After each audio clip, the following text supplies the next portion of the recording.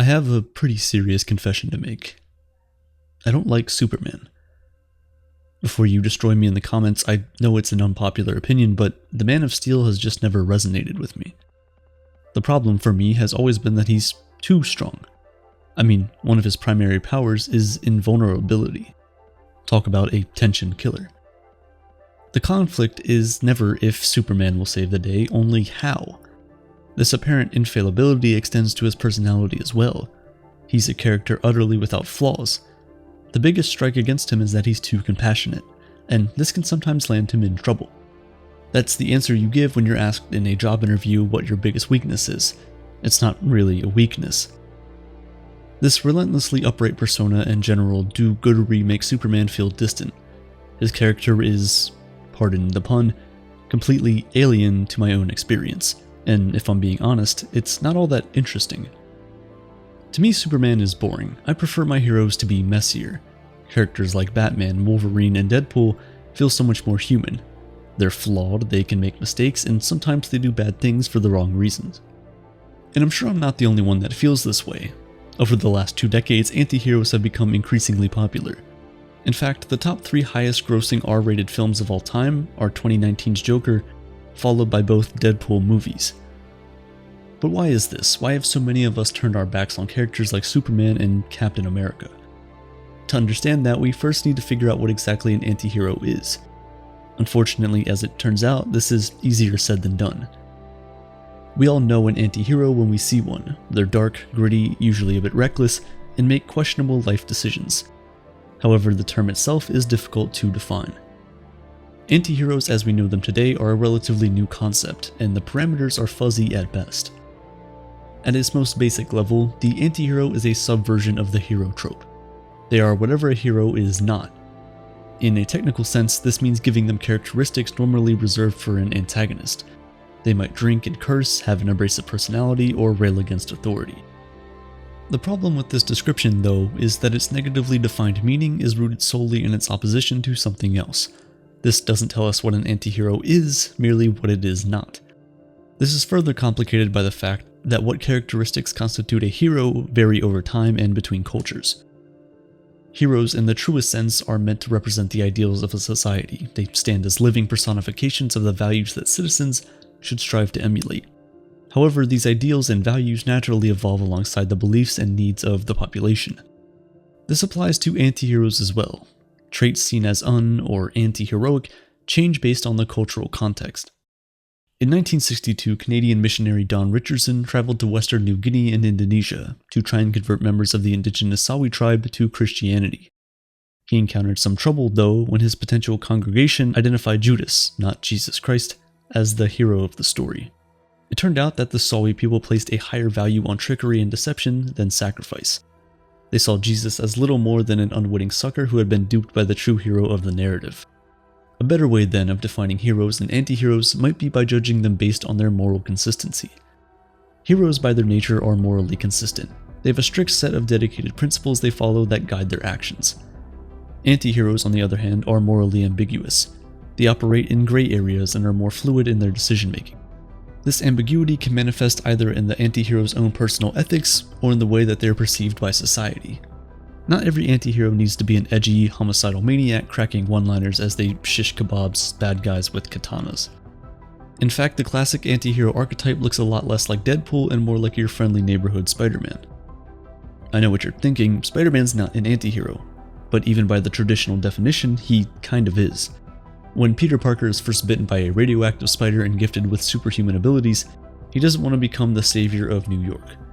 He's insecure, anxious, and wavers in his convictions, even allowing a criminal to escape as an act of revenge against a boxing organizer who cheated him out of his winnings. Over the course of his career, Peter quits multiple times, always questioning whether or not he's capable of overcoming the challenges given to him and living up to his responsibilities. None of these are qualities that we normally associate with heroes. Peter isn't consistent, and our perception of him doesn't align with the image that we've built up in our heads. On the other end of the spectrum, there are anti-heroes like Wade Wilson's alter ego Deadpool, who we normally associate more with the term. These are heroes who do the right thing for the wrong reason or the wrong thing for the right reason. Deadpool is firmly in this camp. Particularly in the comics, he's a mercenary first concerned solely with how any given situation benefits him. Even in the films, his story begins as a revenge trip. Yes, his objective is to take down a cartel of human traffickers manufacturing and selling mutants into slavery, but he's only doing this as retribution for his own disfigurement.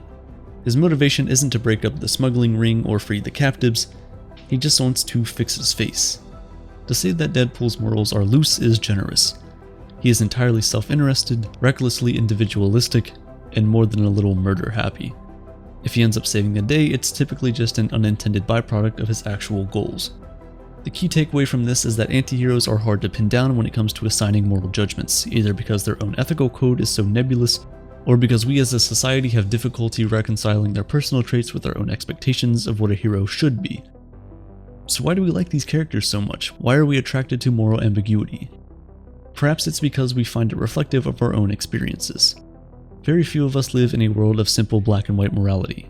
We recognize that life is more complex than good versus evil or right versus wrong, hero versus villain.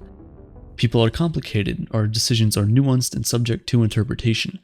No one is purely a villain or even a hero for that matter. And yet, our culture is dominated by institutions built on the foundation of moral absolutism. This philosophy maintains that human action is inherently right or wrong regardless of intention or consequence. The justification for this is a belief in an all-encompassing and objective morality. Every individual's behavior is judged according to the standard and determined to be moral based on how closely they conform. Political and religious institutions are the clearest example of this. They create extensive sets of laws and regulations by appealing to the authority of a higher power, whether that power is a divine being or a constitution. The benefit is that this creates consistent standards which can be broadly and reliably applied to any situation. This helps maintain societal order while safeguarding institutional power.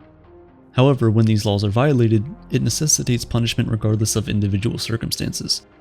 Take, for example, a man who steals medicine in order to care for his sick child. Although his motivation is pure and the act itself noble, theft is still illegal. If he's caught, he faces imprisonment, if not worse depending on who's in charge.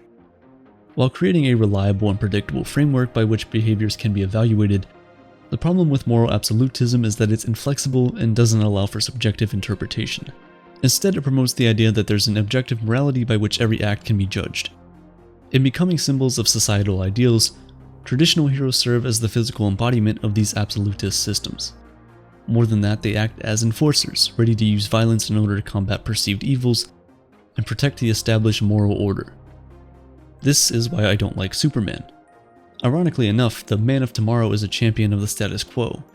He, Captain America, and others like them defend social and political structures as they already exist, regardless of their flaws. To his credit, I don't think Superman would punish someone for stealing medicine for their sick child, but he definitely will protect the systems that originally put that person in that position.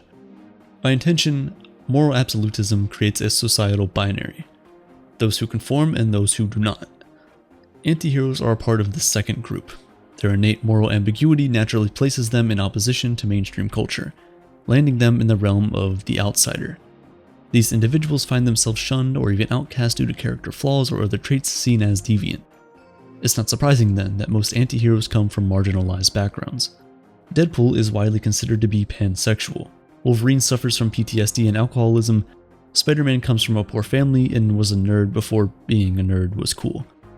These characteristics place the antihero in direct conflict with normative culture, forcing them to make a choice: either conform or face the consequences. Because of this, antiheroes often find themselves battling for the right to simply exist as they are. This, in turn, leads them to seek wider societal change. Whereas regular heroes are inherently change-resistant, willing to violently uphold moral norms and standards, antiheroes by their very existence demand change. They function as living rebuttals to the predominant philosophy created by institutional authorities. This is a convention that actually began not with superheroes, but with cowboys. In the 1960s and 70s, a new type of Western called the post-Western began capturing the attention of global audiences. These movies featured morally ambiguous protagonists who were largely distrustful of existing institutions and set out to buck the system. This stood in stark contrast to classic Westerns, which featured simple moral narratives where a handsome, white-hatted stranger wandered into town to defeat the black-hatted outlaw and win the affection of the local schoolteacher. Post-Westerns turned conventions like these on their head, challenging the traditional values put forth by earlier films. This was reflective of a larger cultural shift happening in America and Europe. The rise of the counterculture movement, along with the chaos of the Vietnam War and other global crises, were contributing to a mass feeling of uncertainty, and many people began to question whether or not the ideals of previous generations were still valid. Post-Westerns captured these sentiments and served as a form of social criticism. By featuring flawed, conflicted characters struggling to find their place in the world, they presented a more realistic depiction of the lives of everyday people. If all of this is sounding a bit familiar, well, it's because we're in a very similar place right now. Distrust in our political and social institutions is at an all-time high. Very few of us have any confidence that our leaders are capable of solving complex problems like economic instability, food scarcity, or climate change. This has produced a collective sense of doubt and unease that has increasingly been reflected in our heroes. Or should I say, anti-heroes. Films like Deadpool, Logan, and Joker functionally serve the same role as the post-westerns, changing the beliefs championed by earlier generations of heroes. The superhero stories of the 80s and 90s largely represented a return to the classic Western tropes, including black and white systems of morality. This came at a time when the West was running on the high of economic prosperity and the end of the Cold War. Figures like Ronald Reagan and Margaret Thatcher advocated for a revival of traditional values, which in turn gave rise to a new form of absolutist morality. It's no coincidence that Reagan, himself a retired actor with a few westerns under his belt, frequently wore a cowboy hat. But it's easy to claim that your moral worldview is the right one when everything is going well. Flash forward a few decades and you have 9/11, the War on Terror, the 2008 Great Recession, and COVID-19. Crisis after crisis has challenged the fundamental ideas that shape our culture and revealed monumental cracks in the structures meant to guide our lives. The popularity of anti-heroes represents a shift in our collective thinking. We like them because they offer us an alternative to the ethical ideals advocated by the institutions that have failed us. We identify with the struggles of anti-heroes because we too reject contemporary values and want to see them replaced with something better. However, this begs the question, what comes next? The age of the anti-hero will one day end, probably sooner than later, and it's hard to know what will replace it. Will we once again return to an era of strict absolutist morality, or will we be able to invent something better, something more nuanced and capable of dealing with life's ambiguities? Whatever it is, let's just hope it comes with a few less Supermen.